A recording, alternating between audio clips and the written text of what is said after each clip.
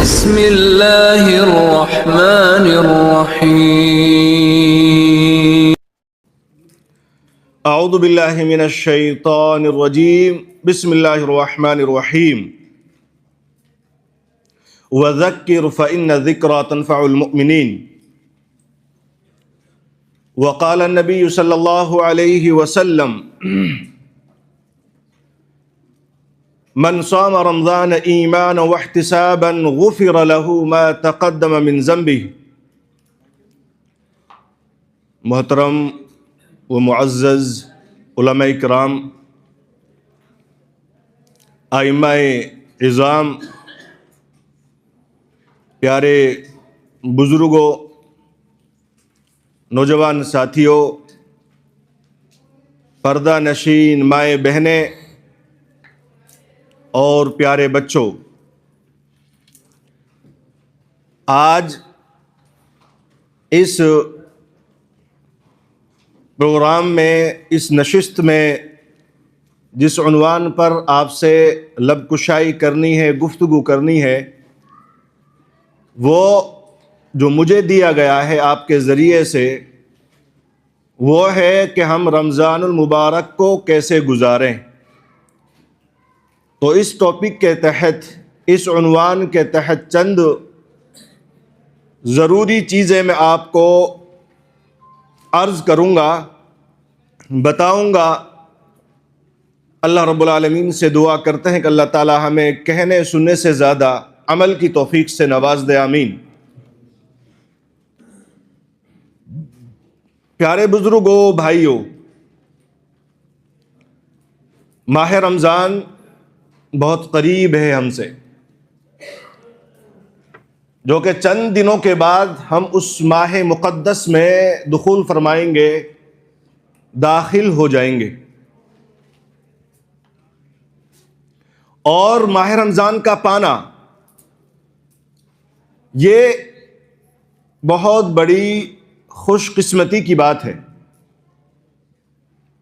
بہت بڑی اللہ کی یہ نعمت کا پانا ہے کہ کوئی مسلمان اپنی زندگی میں پھر دوبارہ رمضان کی بہاریں، رمضان کی برکتیں، رمضان کی رحمتیں اسے میسر ہو جائیں۔ تو میرے بھائیو، یہ بڑی خوش قسمتی ہے۔ انسان کو زندگی میں مختلف مواقع ملتے ہیں، اپورچونٹیز ملتی ہیں۔ کبھی اگر وہ کسی موقع سے فائدہ نہ اٹھائے تو اسے پچھتاوا ہوتا ہے کہ مجھے موقع ملا تھا، میں فائدہ اٹھا سکتا تھا، لیکن مجھ سے چوک ہو گئی۔ اسی طریقے سے ماہ رمضان ہے کہ آ تو رہا ہے، لیکن اس سے فائدہ کون مسلمان اٹھائے گا، کون مومن اٹھائے گا، یہ وہی انسان جان سکتا ہے کہ جس نے اس سے پہلے ماہ رمضان کی قدر کی ہے۔ میرے پیارے بھائیوں، بزرگوں، اس لیے اس ماہ رمضان کی جتنی زیادہ ہو سکے عہد کیجئے، ہمیں قدر کرنی ہے۔ اس ماہ رمضان کو ہمیں جتنا ہو سکے گا اللہ کی عبادت میں اور اس کی رحمتوں کو بٹورنے میں گزارنا ہے۔ پیارے بھائیوں، ماہ رمضان جو سال میں ایک بار آتا ہے، سال میں ایک بار آتا ہے، اس کے بعد ہمیں کچھ پتہ نہیں ہے کہ آنے والے سال میں جو 11 مہینوں کے بعد رمضان آئے گا، کیا دوبارہ ہمیں نصیب ہو کہ نہ ہو، کوئی گارنٹی نہیں لے سکتا ہے۔ ذرا غور کر لیں آپ، گاؤں میں، بستی میں، اپنے رشتہ داروں میں، اپنے قریبیوں میں، کہ کتنے لوگ تھے جو اس سے پہلے ہمارے ساتھ ان صفوں میں بیٹھا کرتے تھے، ہمارے ساتھ وہ اسی طریقے سے چلا پھرا کرتے تھے، ہمارے ساتھ رہا کرتے تھے، لیکن اس رمضان کے آنے سے پہلے وہ ہمارے ساتھ نہیں ہے۔ اللہ نے ان کو اٹھا لیا ہے۔ اس لیے اس ماہ رمضان کو ہم اپنے لیے ایک نعمت سمجھیں اور یہ سمجھیں کہ یہ ہمارے لیے آخری موقع ہے۔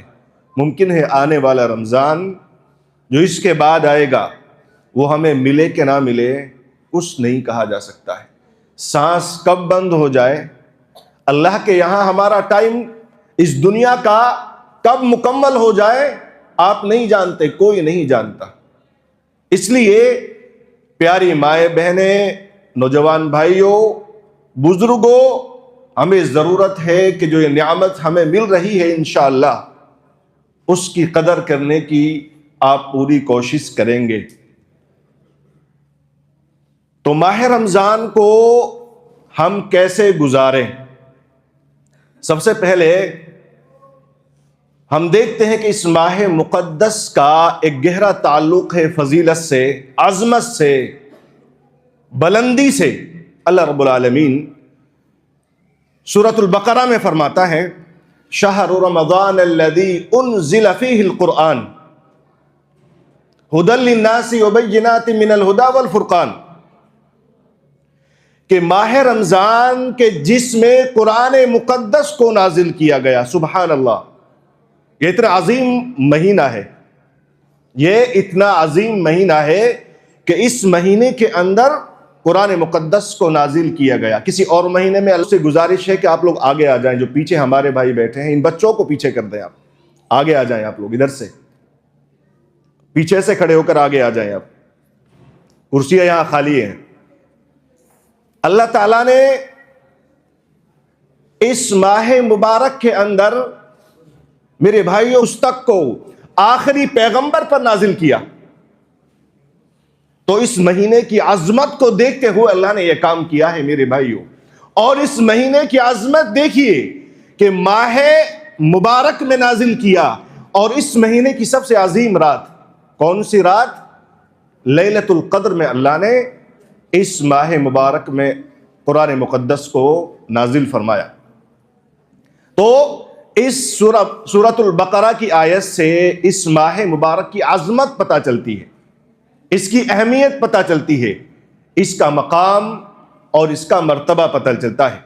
और देखिए इस माह मुबारक की कितनी अजमत है, इसका क्या मकाम है। ज़रा देखिए बुखारी शरीफ की हदीस नंबर 1899, आप नोट कर लीजिए, जब आप जाएं घर तो खोल के देखिए इंशाअल्लाह बुखारी शरीफ, मस्जिद में या आपके पास या नेट से PDF की शक्ल में खोल के देखिए। इस हदीस के अंदर इस माह मुबारक की अजमत को अल्लाह के नबी सल्लल्लाहु अलैहि वसल्लम बयान फरमाते हैं इजा जा रमज़ान, कि जब माह रमज़ान आता है, जो आ रहा है अनकरीब इंशाअल्लाह हम उस माह मुबारक में दुखूल फरमाएंगे, कि जब माह रमज़ान आता है फुतिहत अबवाबुल जन्ना, जन्नत के दरवाजे खोल दिए जाते हैं। इस माह मुबारक में जन्नत के दरवाजे खोल दिए जाते हैं। देखिए अल्लाह रब्बुल आलमीन प्लान के तहत काम कर रहे हैं। हमने कितना प्लान किया है वो हम जानते हैं। अल्लाह ने इस माह मुबारक में जन्नत के दरवाजे खोले हैं। प्लान है कि भाई मेरे बंदे मोमिनीन जन्नत में दुखूल फरमाए। प्लान रब्बुल आलमीन कर रहे हैं। हमने कितना प्लान किया है, कितनी हमने मेरे भाइयों सोच फिक्र की है कि माह रमजान में उस जन्नत के दरवाजे जो खुले हुए हैं उनमें हमें दाखिल होना है। यहां तो हमारे रब ने उस जन्नत के दरवाजे खोल दिए हैं जिस जन्नत के लिए हम पूरी जिंदगी इबादत अंजाम देते हैं। हज करने जाता है हाजी किस लिए जाता है? क्योंकि जिसका सही हज अदा हो जाए तमाम अरकान के साथ, अल्लाह के नबी ने फरमाया वो ऐसा हो जाता है कि जैसे एक मासूम बच्चा जिसके यहाँ कोई गुनाह नहीं है। यानी जन्नत उसके लिए, जन्नत का रास्ता आसान हो जाता है। अल्लाह ने जन्नत के रास्ते खोले हैं, प्लान के साथ अल्लाह रब्बुल आलमीन चल रहे हैं। आगे प्रोफेट मोहम्मद सल्लल्लाहु अलैहि वसल्लम फरमाते हैं वगुल्लिकत अबवाबुल नार, जन्नत के दरवाजे खोले गए, जहन्नुम के दरवाजों को बंद कर दिया गया। मेरे भाइयों अल्लाह प्लान के साथ है, तंजीम के साथ है, तरतीब के साथ है। इस माह मुबारक में अल्लाह ने कुरान को नाजिल किया। अल्लाह एक प्लान के तहत हमें एक नियामत देना चाहते हैं, एक आजमत देना चाहते हैं। माह मुबारक दिया, उसमें कुरान मुक़द्दस सबसे अजीम किताब दी। इसी तरीके से उस माह मुबारक में अल्लाह ने जहन्नुम को बंद कर दिया है कि ये जहन्नुम का महीना नहीं है बल्कि ये तो जन्नत पाने का महीना है। वसुफ़िदतिश शयातीन, میرے بھائیو تیسری عظمت دیکھیے اس ماہ مبارک کی، اس بخاری شریف کی روایت میں کہ اس ماہ مبارک میں شیطان مردود کو بند کر دیا جاتا ہے، اسے چھوٹ نہیں دی جاتی ہے۔ اللہ رب العالمین ایک پلان کے تحت اس نعمت کی طرف ہمیں بلا رہے ہیں میرے بھائیو، جو نعمت ماہ رمضان کی ہے۔ اس لیے ہمیں اس نعمت کے آنے سے پہلے تیار ہو جانا ہے۔ اس ماہ مبارک کی عظمت ہے۔ شیطان جو ہمیں پریشان کرتا ہے، انسان کا سب سے بڑا ظالم ہے، اگر اس سے اللہ کسی کو محفوظ کر دے تو وہ دنیا آخرت سنور سکتی ہے۔ اللہ کے نبی صلی اللہ علیہ وسلم کو بھی شیطان پریشان کرتا تھا کہ نہیں کرتا تھا؟ آپ سے پوچھا صحابہ کرام نے، اللہ کے نبی شیطان ہم نماز پڑھتے ہیں تب بھی پریشان کرتا ہے، نماز پڑھ رہے ہیں دل دماغ ہمارا گھر پر ہے۔ اللہ کے نبی صلی اللہ علیہ وسلم نے کہا کہ شیطان تو میرے بھی ساتھ ہے، لیکن میں نے اس شیطان پر محنت کی ہے، رب نے جو ہمارے ساتھ لگایا ہے، میں نے محنت کر کے اس شیطان مردود کو مسلمان بنا دیا ہے، اب مجھے وہ صرف نیکیوں کا حکم دیتا ہے، برائیوں کی طرف نہیں بلاتا ہے۔ تو میرے بھائیوں کہنے کا مقصد یہ ہے کہ ماہ رمضان شیطان کو صحیح انداز میں بدلنے کا مہینہ ہے، شیطان کو جگڑنے کا مہینہ ہے۔ ماہ رمضان اپنے آنے والی زندگی کو منظم کرنے کا مہینہ ہے، آنے والی زندگی کو ڈسپلن کے ساتھ گزارنے کا مہینہ ہے۔ یہ مہینہ ہمیں یہ سکھاتا ہے۔ یہاں رب نے جنت کے دروازے کھولے ہیں، کس کے لیے کھولے ہیں؟ کس کے لیے کھولے جنت کے دروازے؟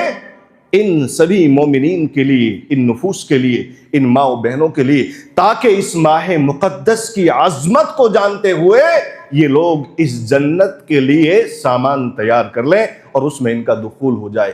تو اگر میرے بھائیوں ہم چاہتے ہیں کہ ہم جنت میں داخل ہوں تو ماہ مبارک کی قدر کرنی ہوگی آپ کو۔ رمضان کا معنی اور مطلب کیا ہوتا ہے، یہ تو میں نے آپ کو مختصر سی فضیلت بتائی رمضان کی، ایک آیت اور ایک پیارے نبی صلی اللہ علیہ وسلم کی پیاری حدیث۔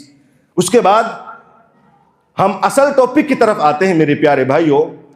رمضان کا مطلب کیا ہوتا ہے؟ رمضا جو یہ لفظ ہے یہ عربی لفظ ہے، اس کا مطلب ہوتا ہے، رمضا عربی لفظ ہے جس کا مطلب ہوتا ہے یعنی دھل دینا، ختم کر دینا۔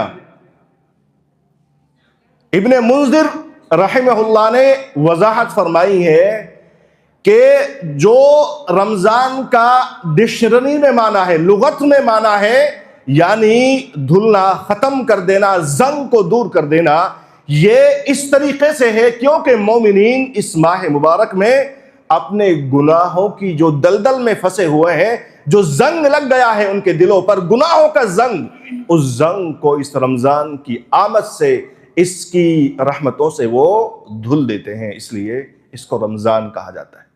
تو یہ رمضان تو سراپا برکت، رحمت کا مہینہ ہے اور اپنے آپ کو سنوارنے کا مہینہ ہے۔ پیارے بھائیوں، نوجوان ساتھیوں، آج کا یہ پروگرام بڑا اچھی مناسبت سے آپ سب نے منعقد کیا ہے، اللہ آپ سب کو اس کا بہترین بدل دے، آمین۔ سب سے پہلے ہمیں رمضان کے آنے سے پہلے، آنے والا ہے، کیا کرنا ہے؟ فضیلت آپ نے جان لی ماہ رمضان کی۔ سب سے پہلے نیتوں کو درست کرنا ہے، سب سے پہلے اپنی نیتوں کو خالص کر لینا ہے۔ جو بھی عمل کیا جائے خالص اللہ کے لیے کیا جائے۔ اگر نیت خالص نہیں ہے آپ کی، آپ بڑی بڑی عبادات انجام دے لیں، آپ بڑی بڑی سختی کے ساتھ راتوں میں جاگ کر اللہ کی عبادت کرنے کی کوشش کر لیں، لیکن اگر نیت خالص نہیں ہے تو وہ عمل آپ کا ناقابل قبول ہے، اس کی کوئی اہمیت نہیں ہے۔ دیکھیے امام بخاری رحمۃ اللہ علیہ، امام بخاری رحمۃ اللہ علیہ بخاری شریف کے اندر جب پہلی حدیث لے کر کے آتے ہیں، آپ سے ایک سوال کرنا چاہوں گا، آپ میں سے کوئی نوجوان بتا سکتا ہے کہ امام بخاری رحمۃ اللہ علیہ نے بخاری شریف کو کتنے سال میں مکمل کیا؟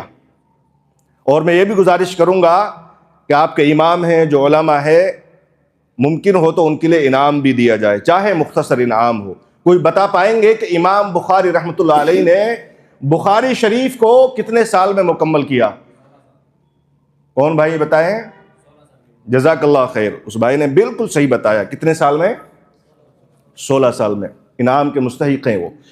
دیکھیں میرے پیارے بھائیو، امام بخاری رحمۃ اللہ علیہ نے ایک ایسی کتاب حدیث کی اس امت مسلمہ کو دی ہے کہ جو کتاب اللہ کے بعد، قرآن کے بعد دوسرا نمبر رکھتی ہے. امام بخاری نے ہمارے لیے، مسلمانوں کے لیے، مومنین کے لیے اپنی زندگی قربان کر دی. آپ نے شادی نہیں کی، آپ کو طاقت تھی، قوت تھی شادی کرنے کی. کیوں نہیں شادی کی؟ کیونکہ آپ علم حدیث میں مسلمانوں کے لیے کام کرنا چاہتے تھے. اگر شادی کرتے بچوں کو ٹائم دینا پڑتا.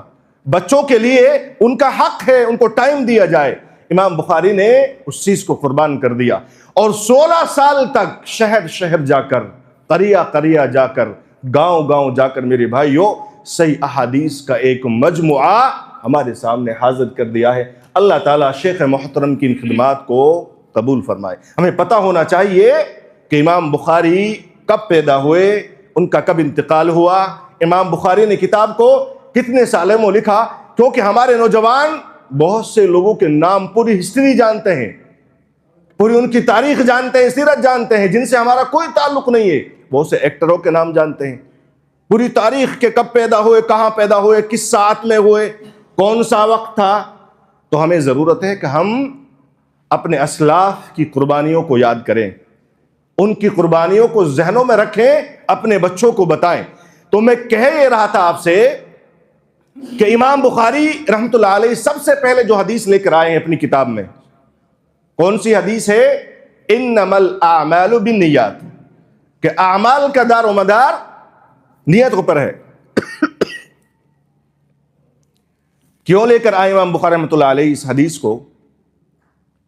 کیونکہ اگر ہماری نیت خالص نہیں ہے، امام بخاری نے حدیث کی کتاب لکھی، آپ نے یہ بتا دیا کہ کوئی بھی کام آپ کریں گے اگر نیت صادق اور صالح نہیں ہے وہ کام کوئی اہمیت نہیں رکھتا ہے.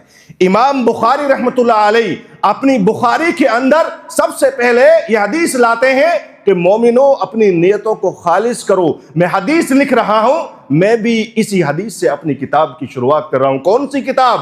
جو قرآن کے بعد دوسری کتاب ہے. تو میرے بھائیو، رمضان کا مہینہ ہے. اگر رمضان کی عظمت کو جاننا ہے، اس کی فضیلت کو جاننا ہے، تو ہمیں سب سے پہلے اپنی نیتوں کو درست کرنا ہے. کوئی بھی کام کرنا ہے اللہ کے لیے کرنا ہے. یہ نہیں کہ آپ نے رمضان کے روزے رکھے لوگوں کو بتانے کے لیے کہ روزے دار ہے، تراویح پڑھی، لوگوں کو بتانے کے لیے کہ روزے دار ہے، تراویح پڑھتا ہے، بڑا نمازی ہے، حاجی ہے. کوئی مقصد نہیں ہے اس چیز کا.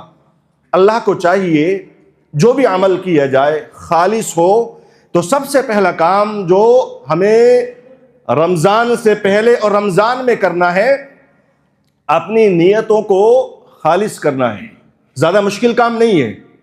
اپنے دل دماغ سے سب چیز کو نکالیے، اللہ پر یقین رکھیے، توکل رکھیے. مرنا ہے سب کو، اسی کے یہاں جانا ہے. سب مرتے ہیں. کتنے لوگ چلے گئے دنیا سے، آپ سب دفن کرتے ہیں، اپنے کاندھوں پر لے کر جاتے ہیں. سانس بند ہوا، نلائے دلائے اس کا کفن آیا، اور اس کے بعد کسی شیخ نے، امام نے جنازے کی نماز پڑھائی اور آپ نے اس کو قبر میں دفن کر دیا. ایک دن آپ بھی اس دنیا سے اسی طریقے سے آپ کو لوگ کاندھوں پر اٹھا کر وہاں اکیلے منو مٹی کے نیچے دفن کر کے آ جائیں گے. اس لیے ریاکاری کی کوئی ضرورت نہیں ہے. جو کام آپ کریں خالص دل سے کیجئے، کم کیجئے.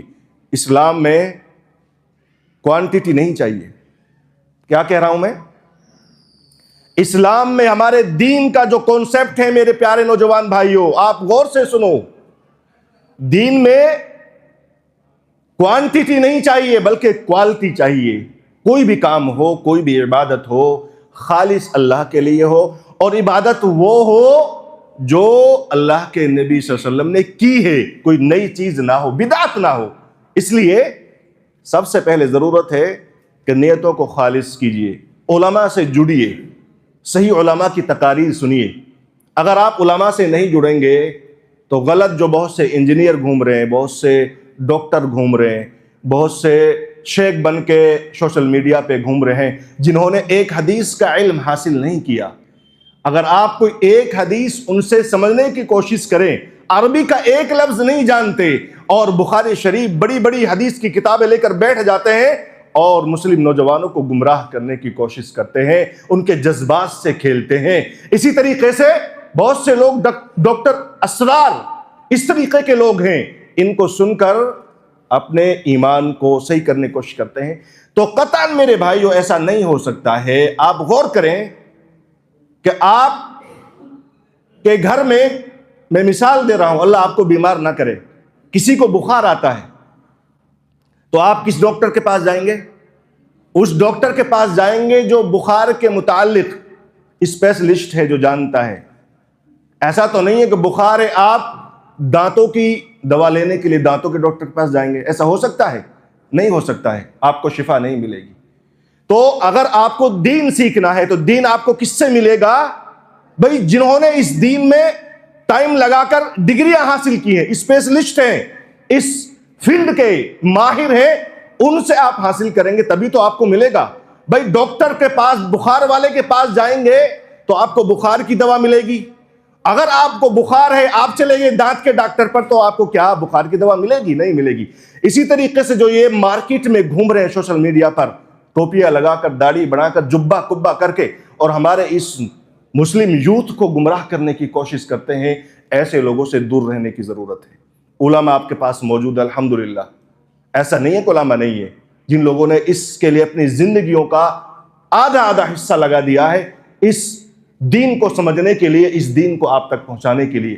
تو پیارے نوجوان بھائیوں، میں نے یہ آپ کو بیچ میں یہ بات بتا دی کہ رمضان آ رہا ہے، سب سے پہلے نیت خالص کرنا ہے، اور نیت کو خالص کرنے کے لیے علم کہاں سے لینا ہے؟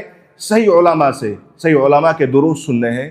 رمضان میں بھی اگر آپ کوئی درس سنیں گے تو وہ صحیح علماء، جو اوتھنٹک علماء ہیں، جو فتنے نہیں ہیں، جو قرآن حدیث کی غلط تشریح نہیں کرتے ہیں۔ مثال کے طور پر الحمدللہ میں مدینہ یونیورسٹی سے بکالوریس کیا ہے، میں نے تقریباً 1.5 سال پہلے۔ میں آپ کو ایک مثال دے رہا ہوں پیارے بزرگوں بھائیوں، مجھے عربی آتی ہے، تو میں چاہوں کہ قرآن میں لے کر کے قرآن کی کسی آیت کو اٹھاؤں اور اپنی من مانی اس کی تفسیر کروں کہ بھئی میں تو عربی جانتا ہوں، تمہیں کیا پتا؟ تو کیا میری من مانی تفسیر اسلام کے بارے میں کیا وہ مانی جائے گی؟ سمجھنے کی بات ہے نوجوان بھائیوں۔ بلکہ چاہے دنیا کا کتنا بڑا مفتی ہو، عالم ہو، قرآن حدیث کی تفسیر کیسے کرنی ہے؟ جیسے اسلاف نے کی ہے۔ اسلاف میں سب سے پہلے کون آتے ہیں؟ صحابہ کرام آتے ہیں۔ جیسے ابن عباس اور اجلہ صحابہ نے اس اسلام کی نشر و اشاعت کی ہے، جیسے تفسیر بیان کی ہے، اسی طریقے سے آج کے بڑے سے بڑا مفتی بھی وہی کرے گا۔ اگر اس کے خلاف جاتا ہے، اس کی بات بالکل نہیں مانی جائے گی، بلکہ اس کی بات تو مردود مانی جائے گی۔ اللہ کے نبی نے یہ کہا، من احدث فی امرنا ھذا ما لیس منہ فہو رد، کہ جس نے میرے دین کے اندر کوئی نئی چیز ایجاد کی۔ سن رہے ہیں میرے پیارے بزرگوں، بھائیوں، نوجوان صاحب، میرے دین کے اندر کوئی نئی چیز ایجاد کی، فہو رد، تو مردود ہے، ناقابل قبول ہے۔ اس لیے دین کو عمل سے جوڑنا ہے، تبھی جوڑیں گے جب آپ صحیح علماء سے علم حاصل کریں گے، صحیح علماء سے قرآن حدیث کا علم سنیں گے، علم حاصل کریں گے، تو عمل کی طرف آپ آ پائیں گے۔ تو اس چیز کی طرف آپ کو دھیان دینے کی بہت زیادہ ضرورت ہے، خاص طور پر نوجوانوں کو۔ سب سے پہلے نیت آپ نے درست کر لی۔ دوسرا نمبر آتا ہے پیارے بھائیوں بزرگوں کہ آپ اللہ کا شکر بجا لائیں، کیونکہ کوئی نعمت اگر ملتی ہے تو شکر کرنے سے وہ نعمت مزید بڑھ جاتی ہے۔ اگر آپ کو کوئی نعمت ملی، مثال کے طور پر آپ کے پاس اللہ نے آپ کو اچھا پیسہ دیا، آپ نے اچھا مکان بنایا، اب آپ نے اللہ کا شکر ادا کیا تو ممکن ہے آپ کو گاڑی مل جائے گی انشاءاللہ، لیکن آپ نے گھمنڈ کیا، رہے میں تو بہت بڑا بن گیا، ممکن ہے دھیرے دھیرے اللہ اس نعمت کو آپ سے چھین لے گا۔ اس لیے رمضان کا مہینہ آ رہا ہے، بہت بڑی نعمت ہے، اس نعمت کے آنے سے پہلے اللہ کا شکر ادا کیجیے۔ اللہ رب العالمین فرماتے ہیں قرآن مقدس میں، لَإِن شَكَرْتُمْ لَأَزِيدَنَّكُمْ، اگر تم شکریہ ادا کرو گے، میری نعمتوں پر شکر بجا لاؤ گے، میں مزید تمہیں نوازوں گا، مزید دوں گا تمہیں، میں 2 سے زیادہ بڑھ کر بھی دینے کے لیے تیار ہوں۔ اور اگر تم نے انکار کیا، کفر کیا، تو اللہ کا عذاب بہت شدید ہے، اللہ کا عذاب صرف قیامت کے دن نہیں ملے گا پیارے بھائیوں بزرگوں ماؤ بہنوں، دنیا میں بھی انسان کو اللہ مختلف عذاب میں مبتلا کرتا ہے، مختلف فتنوں میں مبتلا کرتا ہے، کہیں اس سے دین کا صحیح جو کانسیپٹ ہے وہ چھین لیتا ہے، علماء سے کاٹ کر اس کو برودرز کے یہاں برودرز سے محبت کرا دیتا ہے، یہ بھی عذاب ہے۔ آپ کتنے بڑے اسمارٹ بن جائیں کہ میں تو بہت بڑا شیخ بن گیا، میں فلاں برودرز کو سن کر میں نے اتنا علم حاصل کر لیا، میرے بھائیوں آپ یاد رکھیے گا، جو لوگ بھی ایسے لوگوں سے علم حاصل کرتے ہیں ان کے لیے ایک دن زندگی میں ایسا وقت آتا ہے کہ قوم کا سب سے بڑا فتنہ بنتے ہیں، وہ بہت سے لوگوں کو گمراہ کرتے ہیں، اور سماج کے اندر بہت سے لوگوں کے اندر ان کی وجہ سے عداوتیں، نفرتیں، جھگڑے پیدا ہوتے ہیں، کیونکہ دین کا صحیح کنسپٹ نہیں ہے تو اللہ کی مدد کیسے آئے گی؟ بھئی اللہ کا عذاب آئے گا، اور مختلف انداز میں لوگوں پر اللہ کا عذاب آتا رہتا ہے۔ اس لیے پیارے بھائیوں نوجوان ساتھیوں، اللہ کا شکر ادا کیجئے، کیونکہ ہمارے یہاں سب سے بڑی نعمت آنے والی ہے۔ وہ نعمت کیا ہے؟ ماہ رمضان کی نعمت ہے۔ ماہ رمضان میں بھی شکر ادا کیجئے، ہر روزے کے بعد، ہر افطاری کے بعد، کہ اللہ تیرا شکر ہے میں نے آج اتنے لوگوں کو افطار کرایا، آج میں نے اتنے قرآن کی آیتیں پڑھی، میں نے اتنے قرآن کو سمجھنے کی کوشش کی۔ شکریہ ادا کیجئے، گھمنڈ نہ کیجئے۔ یہ نہ بتائیے کہ بھائی فلاں عبداللہ جو آپ کا دوست ہے کہ میں نے تو آج رات میں اتنا قرآن پڑھا، کیا تو نے پڑھا ہے؟ نہیں، بلکہ خود اپنے نفس پر غور کیجئے، شکریہ ادا کیجئے، تب جا کے آپ رمضان کی عظمت کو، اس کے مقصد کو سمجھ پائیں گے میرے پیارے بھائیوں۔ اسی طریقے سے تیسری چیز ہے جو میرے پیارے بھائیوں یاد رکھیں گے، آپ میں کیا کیا بتا رہا ہوں آپ کو، میں آخر میں آپ سے پوچھوں گا کیا کیا چیز بتا دی میں نے، آپ لوگ بتائیں گے جو ہمارے نوجوان بیٹھے ہیں۔ ابھی تک کون کون سی چیزوں کے بارے میں بات ہو چکی ہے جو آپ کو رمضان اور رمضان سے پہلے انجام دینی ہے؟ بتائیے۔ نیت کو خالص کرنا اور اللہ کا شکریہ بجا لانا، دو چیزیں ہو گئی ہیں۔ تیسری چیز ہے ماہ رمضان میں توبہ استغفار زیادہ سے زیادہ کریں۔ یہ ماہ مقدس جہاں رحمتوں کا مہینہ ہے، وہیں پر یہ مغفرت کا مہینہ ہے۔ اللہ رب العالمین بہت سے لوگوں کو معاف کرتا ہے۔ اللہ رب العالمین سورہ تحریم میں فرماتا ہے یا ایھا الذین آمنوا توبوا الی اللہ توبۃ نصوحا، اے ایمان والو سچی پکی اللہ کے یہاں توبہ کرو، اپنے گناہوں کی بخشش طلب کرو، معافی طلب کرو اللہ رب العالمین سے، کیونکہ ماہ مقدس مغفرت کا مہینہ ہے، عظمت کا مہینہ ہے، اور بہت سے لوگوں کو بخشش کا یہ مہینہ ہے۔ یہ نہیں ہونا چاہیے کہ بعض لوگوں نے رمضان کو 3 چیزوں میں تقسیم کر رکھا ہے کہ رحمت ہے، ایک عشرہ رحمت کا ہے، ایک مغفرت کا ہے، اور تیسرا جہنم سے آزادی کا ہے۔ ایسا نہیں ہے، بلکہ پہلے رمضان سے لے کر آخر تک پورا رمضان رحمت کا بھی ہے، مغفرت کا بھی ہے، بخشش کا بھی ہے، خرچ کرنے کا بھی ہے، جہنم سے آزادی کا بھی ہے، اچھا عمل کرنے کا بھی ہے، تراویح پڑھنے کا بھی ہے۔ صرف کوئی ایک عشرہ نہیں ہے، ہاں آخری عشرہ جو ہے وہ ان 2 عشروں سے زیادہ فضیلت والا ہے۔ کیوں میرے پیارے بھائیوں؟ کیونکہ اس عشرے کے اندر لیلۃ القدر اللہ تعالیٰ نے رکھی ہے، اس لیے آخری عشرہ مزید عظمت والا ہے۔ لیکن ان پورے مہینے کو 3 چیزوں میں تقسیم کرنا یہ کسی صحیح روایت سے ثابت نہیں ہے۔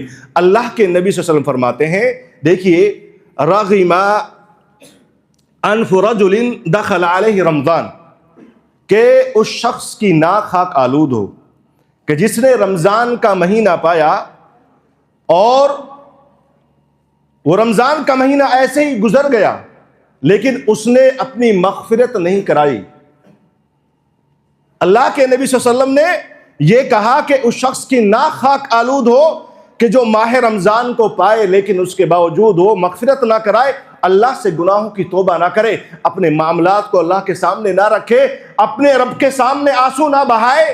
کوئی معاملہ ہو جائے میرے پیارے بھائیوں تو ہم لوگوں کے سامنے معاملہ رکھ دیتے ہیں، ٹھیک ہے سماج میں لوگ اچھے بھی ہوتے ہیں برے بھی ہوتے ہیں، لیکن بہت سے لوگ ایسے ہوتے ہیں کہ پریشانی آپ پر آئی، اس پریشانی کو مسجد میں جا کر رب کے سامنے عرض کرنا تھا، نماز پڑھتے اللہ کے سامنے روتے گڑ گڑاتے، جو سب کا پالنہار ہے۔ رات کی تاریکی میں جائیے، اکیلے میں جائیے، کبھی مانگیے، وہ آپ کے معاملے کو، ہم سب کے معاملے کو درست کر دے گا۔ اگر آپ لوگوں کو بتائیں گے، ممکن ہے ایک دن وہ آپ کا مذاق اڑا سکتے ہیں کہ دیکھیے میرے پاس وہی شخص ہے جو میرے پاس آ کر روتا تھا، تیرا ایسے وقت میں نے ساتھ دیا تھا، آج تو میرے لیے یہ بن رہا ہے۔ تو کہنے کا مقصد میرے بھائیو یہ ہے کہ رب کے سامنے اپنے گناہوں کا پورا جو مجموعہ ہے اس کو رکھیے، اس سے مغفرت طلب کیجئے، کیونکہ یہ ماہ رمضان مغفرت کا مہینہ ہے۔ اور اسی طریقے سے ایک روایت میں یہ بھی ہے کہ جو شخص ماہ رمضان کو پاتا ہے لیکن اللہ سے توبہ استغفار نہیں کرتا ہے، بخشش نہیں کراتا ہے، ایسے شخص کا ستیہ ناش ہو۔ اللہ کے نبی صلی اللہ علیہ وسلم نے کہا آمین۔ جب یہ حدیث آپ نے سنی تو اللہ کے نبی صلی اللہ علیہ وسلم نے آمین بولا کہ ہاں صحیح بات ہے، اللہ قبول فرمائے۔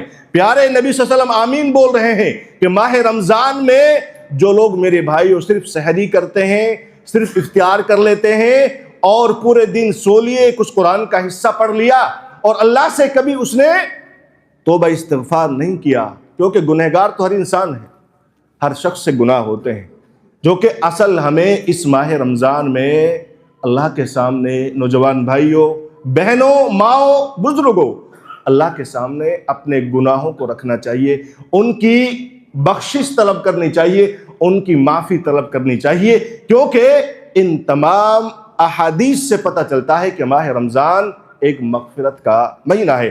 ہر افطار کے وقت، یہ حدیث میں اللہ کے نبی نے کہا، ہر افطار کے وقت اللہ رب العالمین بہت سے لوگوں کو جہنم سے آزاد کر کے جنت میں داخل کرتا ہے۔ تو میرے پیارے بھائیوں، افطار آپ کرائیں، خوب کرائیں، اچھی اچھی نعمتیں استعمال کریں، لیکن افطار کے وقت دعا بھی کریں۔ افطار کے وقت اپنے بچوں کے لیے، اپنے گھر والوں کے لیے، اپنے مستقبل کے لیے اللہ سے دعا بھی کریں۔ ایسا نہ ہو کہ اچھی نعمتوں تو آپ کے پاس بہت تھی، سبھی نعمتیں دسترخوان پر سجی ہوئی تھی، لیکن ان نعمتوں کے چکر میں آپ نے کبھی پورے مہینے اللہ سے توبہ استغفار نہیں کیا۔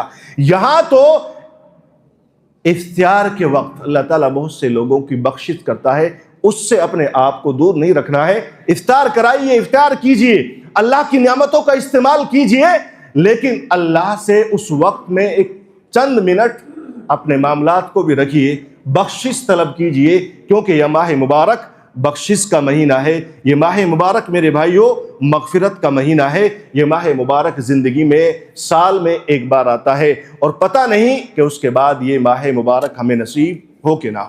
اللہ رب العالمین ہمیں اس ماہ مبارک میں اپنے گناہوں کو اپنے رب کے سامنے رکھنے کی توفیق سے نوازے، آمین۔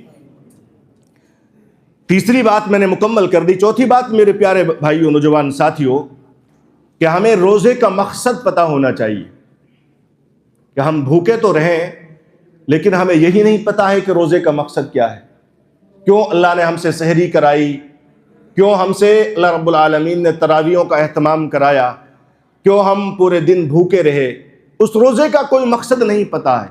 تو بتائیے، آپ اگر کسی چیز کا مقصد ہی پتہ نہ ہو تو کیا آپ اس چیز میں کامیاب ہو سکتے ہیں؟ بھائی آپ کوئی بھی پلاننگ کرتے ہیں ایک مقصد کے تحت کرتے ہیں کہ میں اتنے سال اتنا پیسہ کماؤں گا تو پھر میں ایک بڑا سا بزنس کا کام کروں گا، بڑی شاپ کھولوں گا، بزنس کروں گا، ایک مقصد ہے۔ اگر مقصد ہی نہ ہو تو پھر آپ کا جو پلان ہے وہ مکمل نہیں ہوگا۔ اس لیے ماہ رمضان کی جو عظمت ہے اس کے ساتھ ساتھ اس کا جو مقصد ہے روزے کا، وہ ہمیں یاد رہنا چاہیے۔ پیارے بھائیو، بزرگوں، دیکھیے مقصد بڑا آسان اللہ تعالیٰ نے بتایا ہے۔ سماعت کیجئے سورۃ البقرہ آیت نمبر 183 183۔ اللہ رب العالمین فرماتے ہیں، یا ایھا الذین آمنوا کتب علیکم الصیام کما کتب علی الذین من قبلکم لعلکم تتقون۔ اے اہل ایمان، میں نے تم پر روزوں کو فرض کیا ہے۔ رمضان کے روزے کس ہجری میں فرض ہوئے؟ کیا مکہ میں مسلمان روزہ رکھا کرتے تھے؟ پیارے بھائیو، نوجوان ساتھیوں، آپ میں سے کوئی بتائے رمضان کے روزے کب فرض ہوئے، کس ہجری میں؟ شعبان؟ کس نے بتایا ہے؟ کھڑے ہو جائیے آپ۔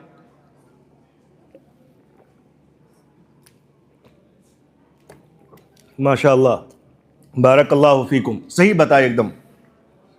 رمضان کے روزے 2 ہجری میں فرض ہوئے۔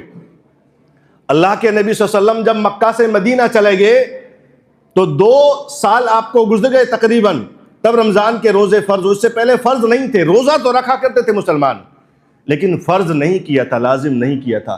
جیسے مکہ کے اندر نماز پڑھی جاتی تھی، چند رکعات لوگ نماز پڑھتے تھے، لیکن فرض نہیں ہوئی تھی نماز کو فرض مدینے میں جا کر کیا گیا۔ اسی طریقے سے روزے کو فرض میرے بھائیوں مدینے میں 2 ہجری میں اللہ کے نبی صلی اللہ علیہ وسلم کو وحی کے ذریعے سے فرض کیا گیا۔ قرآن کی آیت میں اللہ نے کہا، اے ایمان والو، میں نے تمہارے اوپر رمضان کے روزے فرض کیے ہیں، اسی طریقے سے کہ جیسے تم سے پہلے کی امتوں پر فرض تھے۔ کیا پتہ چل رہا ہے کہ ہم پر فرض ہیں، ہم آخری امت ہیں، اس کے بعد کوئی امت، کوئی نیشن، کوئی قوم، کوئی گروہ اس دنیا میں نہیں آنے والا ہے۔ آخری امت، آخری پیغمبر، آخری شریعت، آخری پستک اللہ نے سب نازل کر دی ہے۔ اب کیا آئے گا؟ اب تو آخر میں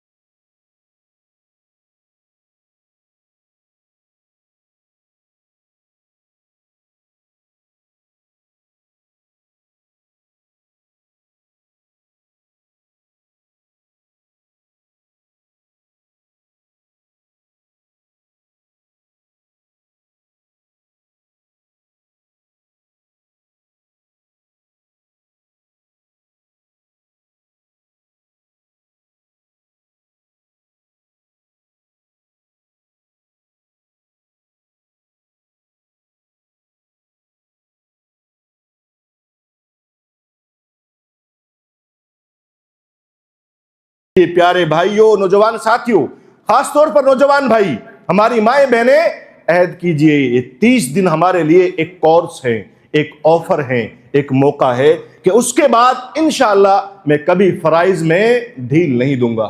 دین پر عمل کرنا مشکل نہیں ہے۔ اگر کوئی سمجھتا ہے کہ بہت مشکل ہے تو وہ شیطانی غلبہ اس کے اوپر میرے بھائیوں ہوا پڑا ہے۔ کیا کرنا ہے آپ کو؟ اصل بہت آسان ہے دین۔ 5 وقت کی نماز پڑھنی ہے، 5 وقت کی نماز پڑھنی ہے، اور اللہ کے ساتھ شرک نہیں کرنا۔ یہ 2 کام کر کے رکھیے، انشاءاللہ اگر یہ 2 کام کریں گے آپ کے لیے یہ زندگی بہت آسان ہو جائے گی۔ یہ زندگی پتہ چلے گا کہ ہاں اس زندگی کو جینے میں مزہ آ رہا ہے۔ جو لوگ دین سے دور رہتے ہیں، ڈپریشن ہے، ٹینشن ہے، پریشانی ہے، پتہ نہیں چل رہا کیا کرنا ہے زندگی میں، مختصر سی زندگی ہے، میرے بھائیو دین کی طرف آئیے، تقوی اختیار کیجئے۔ یہ رمضان کا مہینہ ہمیں تقوی کی طرف بلاتا ہے، اس کو حاصل کیجئے۔ اس زندگی میں امن، سکون، پیس حاصل کر لیجئے۔ اگر آپ ایسا کریں گے انشاءاللہ زندگی بہت آسان ہو جائے گی، زندگی بہت آسان ہو جائے گی۔ دیکھیے یہ زندگی کتنے سال کی ہوتی ہے؟ اے بھائیو، اللہ کے نبی صلی اللہ علیہ وسلم نے کہا کہ میری امت کی جو عمریں ہوں گی، اس امت جو آخری امت ہے، 60 سے 70 سال۔ یہ زیادہ تر، اگر کوئی 100 کو چلا گیا تو بہت کم لوگ ایسے ہوتے ہیں، بہت کم ایسے لوگ ہوتے ہیں، ورنہ تو 60-70 سال میں انسان بوڑھا ہو جاتا ہے۔ اور اللہ کے نبی نے جو بتایا اس امت کی عمریں 60 سے 70 سال ہیں، یہ تو آپ کو پتہ چل گیا۔ یہ تو پہلی زندگی کون سی زندگی ہے؟ دنیا کی زندگی۔ اس کے بعد برزخی زندگی۔ برزخی زندگی کتنے سال کی ہوگی؟ پتہ ہے کسی کو؟ نہیں پتہ ہے۔ برزخی زندگی کہتے ہیں کہ جس دن انسان کو قبر میں سلا دیا جاتا ہے قیامت تک، یعنی قیامت میں اللہ سب کو اٹھائے گا، تو دوسری زندگی برزخی زندگی ہوئی۔ پہلی زندگی کیا پتہ ہے؟ کس نے بتایا؟ آخری پیغمبر صلی اللہ علیہ وسلم، کہ میری امت کی عمریں 60 سے 70 سال ہوں گی، دوسری زندگی کا نہیں پتا کہ کتنی عمریں ہوں گی۔ پھر تیسری زندگی آخرت کی زندگی ہے، کیا اس کے بارے میں پتا ہے کتنے سال کی ہوگی؟ پتا ہے؟ کچھ نہیں پتا ہے، لامحدود ہے، کبھی ختم ہونے والی نہیں ہے۔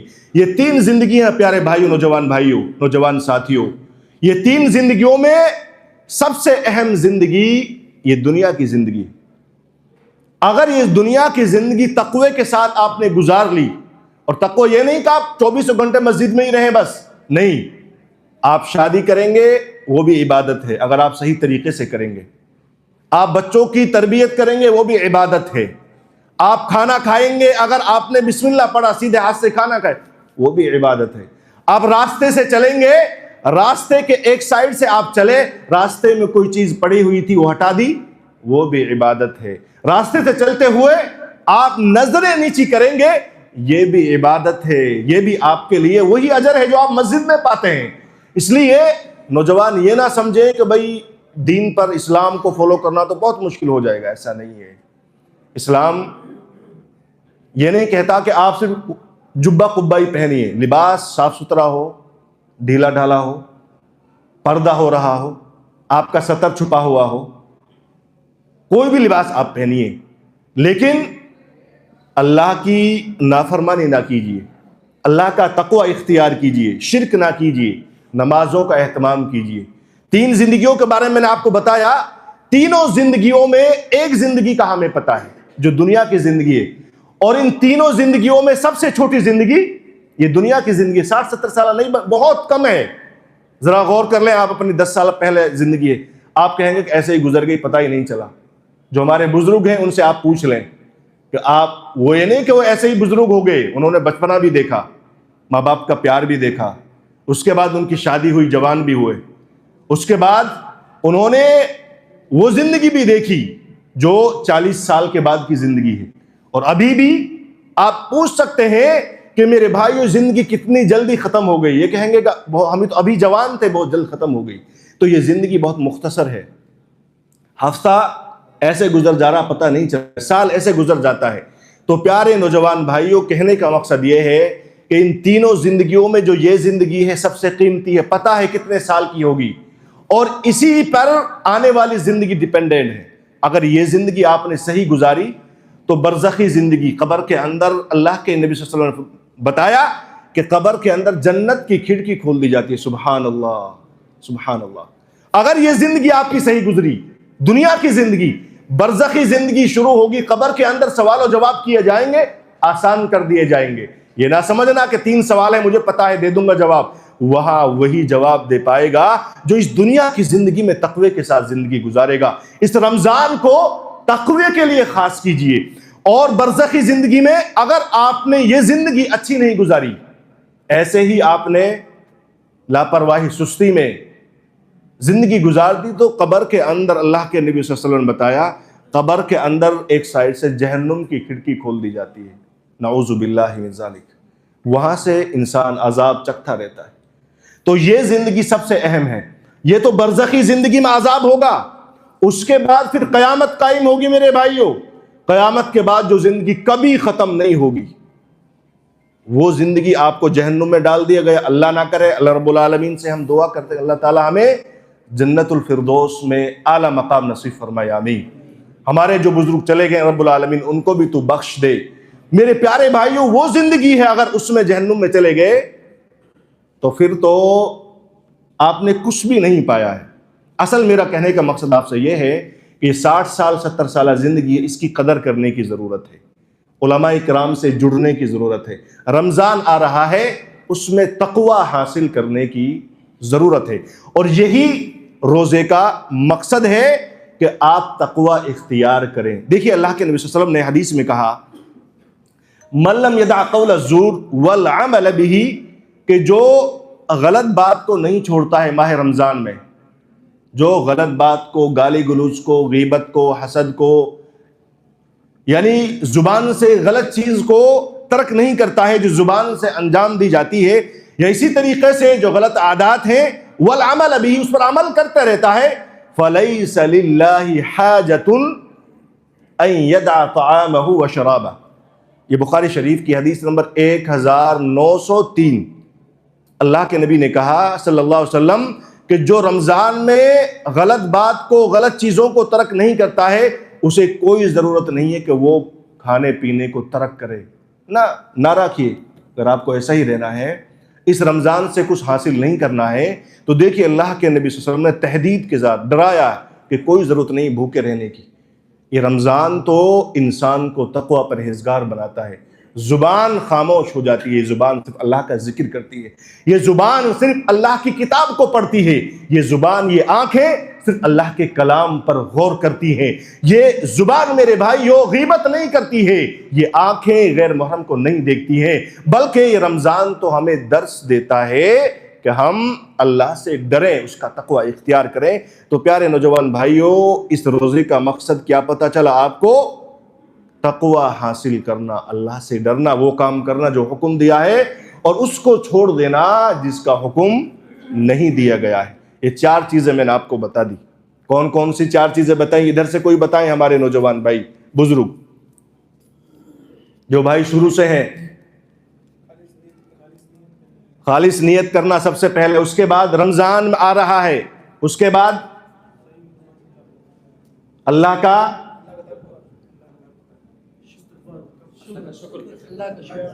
کا شکر بجا لانا، کیونکہ اللہ کی نعمت مل رہی ہے رمضان کی۔ نیت خالص کیجیے، اللہ کا شکر بجا لائیے، شکریہ ادا کیجیے۔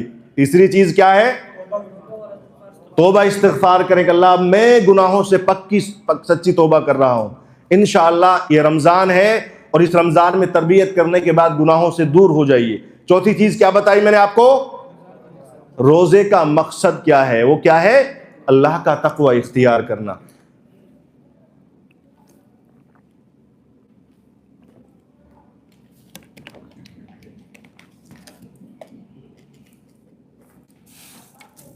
اس کے بعد پیارے بھائیو، نوجوان ساتھیوں، بزرگوں، جو 5ویں چیز ہے ہمیں رمضان میں انجام دینی ہے، جس کے ذریعے سے ہمیں اپنے رمضان کو عظیم بنانا ہے، وہ ہے قرآن سے تعلق۔ قرآن سے اپنے تعلق کو سنوارنا ہے، جوڑنا ہے، کیونکہ اس ماہ مبارک میں اللہ نے اس آخری پستک کو نازل کیا۔ کیوں؟ اس کی عظمت کے تحت۔ اور اسی طریقے سے جو قرآن ماہ رمضان میں نازل ہوا ہدایت کے لیے، غور کرنے کے لیے۔ یاد رکھیے پیارے بھائیوں بزرگوں، ایک تو قرآن پڑھنے کا اجر الگ ملتا ہے، آپ پڑھ رہے ہیں الحمدللہ رب العالمین الرحمن الرحیم، ایک تو پڑھ رہے ہیں آپ، دوسرا قرآن کو سمجھ رہے ہیں، یہ دوسرا حق ہے قرآن کا۔ ایک پڑھنا اس کا حق ہے، اور دوسرا اس کو سمجھنا۔ تو قرآن صرف پڑھنے کے لیے نہیں ہے، قرآن کس زبان میں ہے؟ عربی زبان میں نازل کیا گیا۔ کیوں نازل کیا عربی زبان میں؟ کیونکہ پیغمبر عرب میں تھے، وہ لوگ عربی زبان جانتے تھے، تو ان کی زبان میں اللہ نے اس آخری کتاب کو نازل کر دیا۔ اگر آخری پیغمبر ہم میں سے ہوتے تو ممکن ہے اللہ تعالیٰ اسی زبان میں اس کتاب مقدس کو نازل فرماتے۔ تو ہونا کیا ہے بھئی؟ عربی ہماری زبان نہیں ہے تو ہم کیسے سمجھیں گے؟ وہ تو قرآن کا مفہوم سمجھتے ہیں، قرآن کا سبق جانتے ہیں، تو ہمیں قرآن کو کیسے سمجھنا ہے بھئی؟ علماء کرام کے ذریعے سے، یا جو لینگویج آپ جانتے ہیں، آپ ہندی جانتے ہیں، آپ اردو زبان جانتے ہیں، آپ انگریزی جانتے ہیں، تو جس زبان میں آپ قرآن کو جانتے ہیں اس زبان میں قرآن کو سمجھنا بھی تو ہے، تبھی اس کا حق پورا ہوگا۔ صرف پڑھنا ایک الگ حق ہے، لیکن اس کو سمجھنا یہ دوسرا حق ہے قرآن کا۔ تو میرے پیارے بھائیوں، ہم تو اہل عرب نہیں ہیں، ہم تو عجمی ہیں، ہم عربی نہیں جانتے ہیں، تو ضرورت ہے کہ قرآن کو سمجھ کر پڑھا جائے۔ آپ تلاوت بھی کیجئے، لیکن ماہ رمضان میں وقت کو ترتیب دیجئے کہ میں رمضان میں روزانہ کچھ آیتیں ترجمے کے ساتھ پڑھنے کی کوشش کروں گا، سمجھنے کی کوشش کروں گا۔ معذرت کے ساتھ تھوڑی کھانسی اور زکام ہو گیا تھا۔ تو قرآن کو ایک تو پڑھنا ہے اور دوسرا اسے سمجھنا ہے۔ سمجھنے کے لیے ماہ رمضان میں آپ ٹائم دیجئے جو زبان آپ جانتے ہیں، اور یہ یاد رکھیے قرآن سمجھنے کے لیے ڈاکٹر اسرار نہیں سمجھا سکتے ہیں، انجینئر یا فلاں ڈاکٹر یہ سب کیا جانے قرآن کی کیا عظمت ہے، قرآن کس طریقے سے اس کی تفسیر بیان کی جائے گی۔ قرآن کو اس تفسیر سے سمجھنا ہے جو صحیح ترجمے کے ساتھ تفسیر کے ساتھ عوام میں لائی گئی ہے۔ یہ آپ کو کون بتائے گا؟ یوٹیوب نہیں بتائے گا، سوشل میڈیا نہیں بتائے گا، یہ آپ کو علماء کرام بتائیں گے۔ آپ کے پاس الحمدللہ اللہ کی بہت بڑی نعمت ہے، علماء ہیں، ان سے رابطے میں رہیں، ائمہ ہیں، ان سے رابطے میں رہیں، اور ان سے رہنمائی لے کے شیخ میں کون سا قرآن ترجمے کے ساتھ پڑھوں، اس کے بعد مارکیٹ سے اس کتاب کو خریدیے۔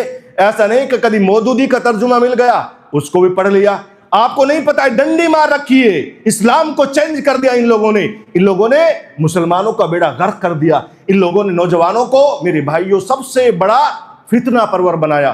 جتنے زیادہ معاملات ہوتے ہیں، سب سے زیادہ جو مسلمان نام آتے ہیں مسلمانوں کے، وہ انہی جماعتوں سے میرے بھائیوں قریب رہتے ہیں، ان جماعتوں سے متحرک رہتے ہیں۔ جماعت اسلامی ہو یا اسی طریقے سے یہ تحریکی لوگ ہوں، اخوان المسلمین ہو، یہ سب لوگ ہیں جو مسلم نوجوانوں کو برباد کرنے کی کوشش کرتے ہیں۔ یہ اہل حدیث ہو کر ہماری جماعتوں میں داخل ہوتے ہیں کہ ہم تو اہل الحدیث ہیں، ہم تو بخاری کی بات کرتے ہیں، ہم تو قرآن کی بات کرتے ہیں، حدیث کی بات کرتے ہیں، لیکن جب آپ کو یہ پکا دیں گے اس کے بعد موقع ملے گا، نوجوانوں کے عقیدوں کو میرے بھائیوں برباد کرتے ہیں اور قرآن کا غلط تصور ان کے ذہنوں میں رکھتے ہیں، اور صحابہ کرام کو برا بھلا کہنے کے لیے نوجوانوں کو اکساتے ہیں۔ ذرا غور کریں آپ، صحابہ کرام کے متعلق ان سے جو کام انہوں نے کیے اللہ جانے ان کا معاملہ ہے۔ اللہ نے قرآن میں یہ کہہ دیا رضی اللہ عنہم ورضوا عنہ، اللہ ان سے راضی ہے اور وہ اللہ سے راضی ہے۔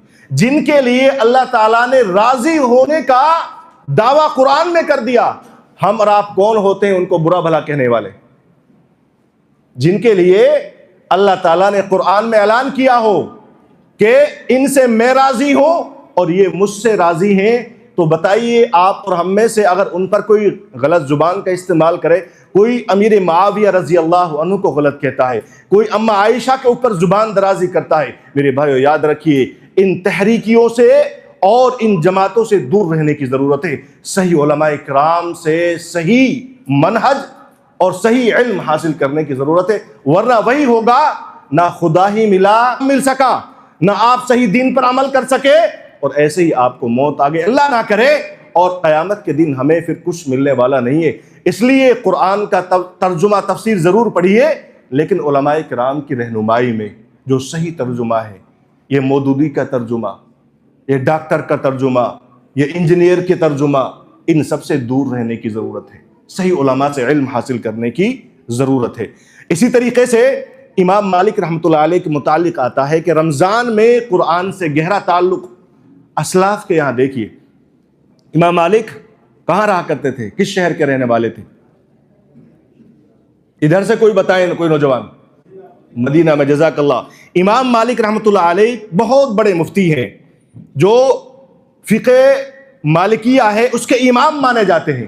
امام مالک رحمۃ اللہ علیہ جب رمضان کا مہینہ آتا، آپ حرم میں، مدینہ میں، مسجد نبوی میں آپ کی ایک کلیہ چلا کرتی تھی، آپ کا ایک بہت بڑی یونیورسٹی تھی مدینہ کے اندر اور حرم میں، پوری دنیا سے اسٹوڈنٹ آ کر وہاں تعلیم حاصل کرتے تھے، ایجوکیشن لیتے تھے۔ تو یہ امام کیا کرتے؟ جب رمضان کا مہینہ آتا تو اپنے دروس بند کر دیتے، اپنی فیکلٹی بند کر دیتے تھے، اور صرف قرآن کی تلاوت، قیام اللیل کرنا اور زیادہ سے زیادہ قرآن میں وقت دیا کرتے تھے۔ ان کے جو طلاب تھے، جو اسٹوڈنٹ سے پوچھتے تھے، استاد سے کہ آپ ایسا کیوں کرتے ہیں، تو امام مالک رحمۃ اللہ علیہ کہتے تھے کہ یہ ماہ مبارک جو آ رہا ہے رمضان کا مہینہ، یہ قرآن کا مہینہ ہے، یہ قرآن سے تعلق کا مہینہ ہے، اس لیے میں چاہتا ہوں کہ اس ماہ رمضان کے داخل ہونے سے پہلے میں اپنا مدرسہ، اپنا اسکول اور اپنا کلیہ بند کر کے صرف قرآن سے تعلق جوڑوں۔ تو ہمیں اس ماہ رمضان میں قرآن سے تعلق کو جوڑنا ہے۔ دوسری بات میں آپ سے عرض کروں گا کہ ماہ رمضان میں آپ تراویح پڑھیں، ضرور پڑھیں، اور الحمدللہ آپ کے یہاں تو انتظام ہے کہ آپ کوشش کریں کہ تراویح قرآن سے پڑھنے کی کوشش کریں۔ بہت سی جگہوں پر لوگ سورت سے تراویح پڑھتے ہیں اور جلدی پڑھتے ہیں یعلمون تعلمون، کچھ پتہ ہی نہیں ہے۔ ذرا غور کیجئے، یہ قرآن ماہ مقدس میں نازل کیا گیا، اللہ تعالیٰ رمضان کے علاوہ کسی دوسرے مہینے میں نازل کر سکتا تھا، لیکن اس کی فضیلت، اس کا تعلق، اس کی عظمت کو دیکھتے ہوئے اللہ نے سب سے عظیم مہینے میں نازل کیا گیا۔ اور پھر لیلۃ القدر کی جو فضیلت ہے میرے بھائیو، قیام اللیل کی جو فضیلت ہے وہ اسی لیے ہے کہ اس میں اللہ کا کلام پڑھا جاتا ہے، قرآن پڑھا جاتا ہے۔ صرف تراویح پڑھنا سورت سے، چھوٹی چھوٹی سورت ہے، الم ترا سے بہت سے لوگ، آپ کے یہاں نہیں ہے رواج، ممکن ہے ادھر بھی ہے، تو قرآن کا اس رمضان سے جو تعلق ہے کہ اسے تراویحوں میں پڑھا جائے۔ تراویح پڑھنا ایک سنت عمل ہے، یہ سنت ہے، ضروری نہیں ہے۔ اگر آپ تراویح نہیں پڑھیں گے تو روزہ ہو جائے گا، ایک مسئلے کی بات میں بتا رہا ہوں آپ کو، لیکن اگر پڑھیں گے تو بڑی عظیم ہے۔ دیکھیے اللہ کے نبی صلی اللہ علیہ وسلم کیا کہتے ہیں، من قام رمضان ایمانا واحتسابا غفر له ما تقدم من ذنبه، جو رمضان کا قیام کرے گا، جو رمضان کا قیام کرے گا یعنی تراویح پڑھے گا، اللہ تعالیٰ اس کے گناہوں کو معاف کر دے گا۔ یہ عظمت ہے ان تراویحوں کی۔ لیکن قرآن کو بہت سے لوگ ہیں کہ ایک پارہ مکمل کرنا ہے، 8 تراویحوں میں 2 پارے پڑھنے ہیں، اب پڑھ رہے ہیں، کچھ پتہ نہیں ہے کیا پڑھا جا رہا ہے۔ بتائیے، اللہ سے بات کر رہے ہیں آپ، قرآن کے حقوق کی دھجیاں اڑا رہے ہیں۔ عام حالات میں آپ دیکھیے، کسی سے بات کرتے ہیں، آپ تھوڑا جلدی بول گئے 2-3 بار تو وہ غصہ کر جائے گا، ارے کیا بولتے ہو، آرام سے بولو نا۔ یہاں اپنے رب سے آپ گفتگو کر رہے ہیں، بات کر رہے ہیں، اور وہاں کچھ پتہ ہی نہیں ہے کہ میں کیا پڑھ رہا ہوں، بس ریل ہاپی چاہیے، تیز ہاپی چاہیے، کیا فائدہ؟ مت پڑھیے تراویح، لیکن کم از کم اس قرآن کی عظمت سے کھلواڑ نہ کیجیے۔ اگر پڑھیے قرآن سے میرے بھائیو، تراویح پڑھنے کا اہتمام کیجیے، تراویح میں قرآن پڑھیے، اور تراویح کے علاوہ جو وقت ہے زیادہ سے زیادہ قرآن کی تلاوت کیجیے۔ یہ نہیں کہ صرف ایک قرآن ختم کر لیا، اب ہم نے قرآن کو جزدان میں لٹکا کر جزدان میں رکھا، پیک کر دیا، مسجد کے کسی الماری میں یا اپنے گھر پر کسی الماری میں رکھ دیا، اب رمضان آئے گا تبھی ہم قرآن کو کھولیں گے، تو یہ کھلواڑ ہے قرآن سے۔ ایسا نہیں ہے، قرآن پورے سال پڑھیے، ماہ رمضان میں زیادہ پڑھیے۔ اس قرآن کے متعلق ایک حدیث مجھے یاد آ رہی ہے، میں آپ کو بتا دوں، اقرأ القرآن فإنه يأتي يوم القیامة شفیعا لأصحابہ۔ اللہ کے نبی صلی اللہ علیہ وسلم کہتے ہیں کہ قرآن پڑھو، حکم دے رہے ہیں آپ کہ بھائی قرآن کو پڑھو۔ کیوں؟ کیونکہ یہ قرآن کل روز قیامت تمہارے لیے سفارشی بن کر آئے گا۔ کیا کل روز قیامت کو کوئی باپ بیٹے سے کچھ لے سکتا ہے، یا بیٹا باپ کو کچھ دے سکتا ہے، یا ماں بیٹے کو کچھ نہیں دے سکتا ہے؟ میرے بھائیو، نفسی نفسی کا عالم ہوگا، وہاں یہ قرآن ہمارے لیے سفارشی بن کر آئے گا، فرمائے گا اپنے رب سے کہ اللہ فلاں عبداللہ عبد الرحمن محمد میری تلاوت کیا کرتا تھا، مجھ سے تعلق جوڑا کرتا تھا، میں اس کے حق میں سفارش کرتی ہوں، اسے جنت میں داخل کر دے۔ تو یہ قرآن کی عظمت ہے، قرآن سے جڑیے اور قرآن کو سمجھنے کی کوشش کیجیے۔ یہ 5واں میں نے آپ کو اس موضوع کا حصہ بتایا۔ 6واں نمبر ہے کہ نمازوں کا اہتمام کریں اور قیام اللیل کریں۔ میرے بھائیو، ایسا نہیں ہے کہ آپ روزہ تو رکھیں، لیکن آپ نے روزہ رکھا، سحری کرنے کے بعد آپ سو گئے۔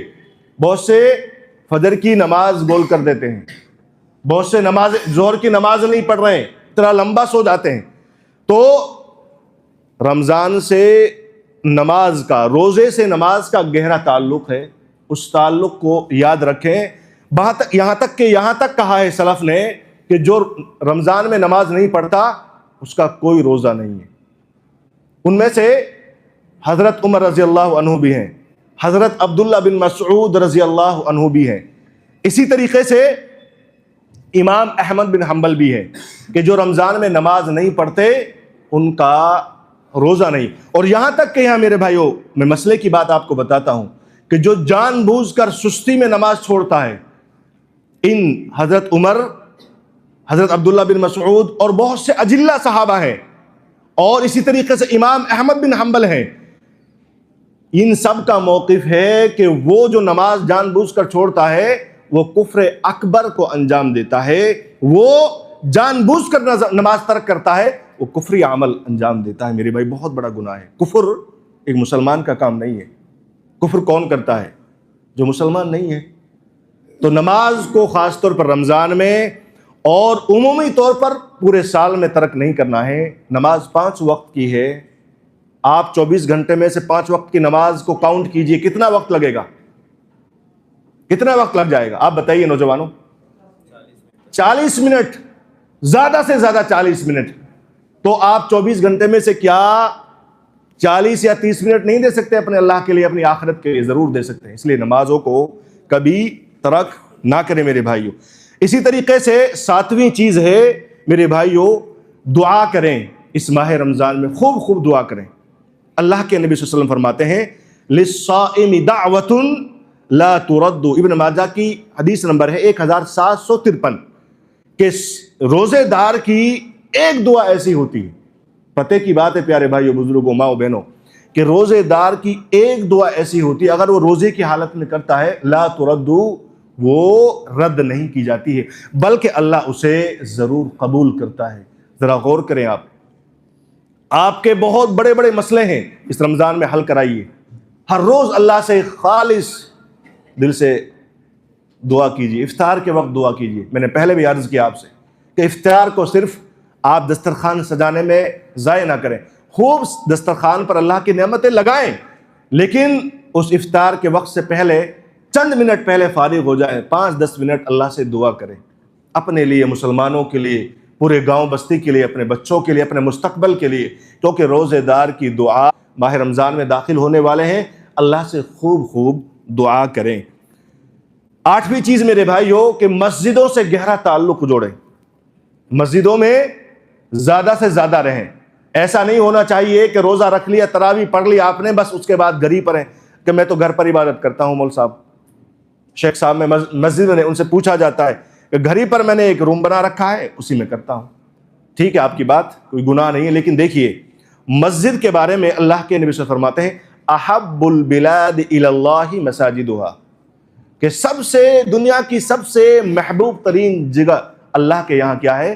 اللہ کی یہ مسجدیں ہیں۔ اور سب سے مبغوض، ناپسندیدہ جگہ بازار ہے۔ اس لیے ماہ رمضان میں زیادہ مسجدوں میں رہیں، اور مسجدوں میں صفائی ستھرا کا خیال رکھیں۔ ایسا نہیں کہ مسجدوں میں آ کر گندگیاں کریں۔ جہاں آپ رہیں اللہ کی عبادت کریں، اللہ سے دعا کریں، اللہ سے طلب کریں، کیونکہ یہ اللہ کے سب سے عظیم گھر ہیں، سب سے اچھی جگہ ہیں۔ اور اسی طریقے سے ایک بڑی روایت میں صحیح ترغیب میں اللہ کے نبی صلی اللہ علیہ وسلم نے اس کے متعلق بتایا المسجد بیت کل تقی، کہ مسجد میں ہر تقوی پرہیزگار رہتا ہے۔ جو لوگ مسجد میں رہتے ہیں نا، یہ نہ سمجھیے کہ یار مسجد میں پڑا رہتا ہے۔ اللہ کے نبی کہہ رہے ہیں، آپ کے آخری پروفیٹ، کیا اللہ کے نبی صلی اللہ علیہ وسلم کو کسی نے دیکھا ہے؟ نہیں دیکھا۔ کیا فیس بک پر کوئی آئی ڈی بنی ہوئی ہے آپ کی؟ کیا سوشل میڈیا یوز کرتے تھے آپ؟ نہیں۔ اس کے باوجود دنیا میں سب سے زیادہ فالوورز آخری الزماں محمد صلی اللہ علیہ وسلم کے ہیں، قربان جائیے، سب سے زیادہ۔ نہ کسی نے آپ کو دیکھا، بس آپ کے پیغام کو دیکھا، آپ کی محنت کو، آپ کی زندگیوں کو لوگوں نے پڑھا، اور آج دیکھیے دنیا میں دوسرے نمبر پر اسلام آتا ہے، سب سے پہلے عیسائی، اور دوسرے نمبر الحمدللہ اس آخری پیغمبر محمد صلی اللہ علیہ وسلم کا دین کے ماننے والے لوگ ہیں۔ آپ فرماتے ہیں کہ مسجد میں جو تقوی پرہیزگار متقی انسان ہوتا ہے وہی وقت دیتا ہے۔ ہر کوئی ایرا گہرا نتھو مسجد میں نہیں آتا ہے، مسجد میں آ کر وہ اللہ کو زیادہ ٹائم نہیں دے پاتا ہے، بلکہ اللہ کے متقی لوگ ان مسجدوں میں آتے ہیں، ان کو آباد کرتے ہیں۔ اس لیے پیارے بزرگوں، بھائیوں، رمضان میں زیادہ سے زیادہ وقت اپنا مسجدوں میں بتائیں اور مسجدوں سے اپنے تعلق کو جوڑیں۔ اگر آپ مسجدوں میں رہیں گے تو انشاءاللہ بہت سی برائیوں سے آپ محفوظ رہیں گے، آپ کی عادت بن جائے گی، اور آپ اس کے بعد اپنی زندگی کو آگے بھی منظم کر پائیں گے۔ 8 چیزیں میں نے آپ کو بیان فرما دی، 2 چیزیں باقی ہیں میرے اس موضوع کی، وہ بھی آپ سنیں کہ 9ویں نمبر پر ماہ رمضان میں آپ صدقہ خیرات خوب خوب کریں۔